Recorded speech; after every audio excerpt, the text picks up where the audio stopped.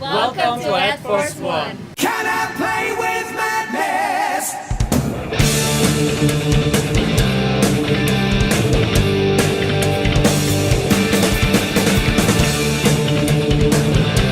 Honestly, it's such a beautiful airplane.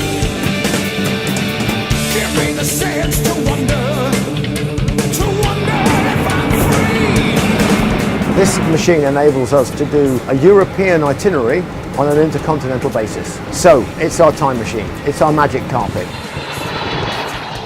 I'm in Seattle because there's 16,000 people here bought a ticket to come see Iron Maiden.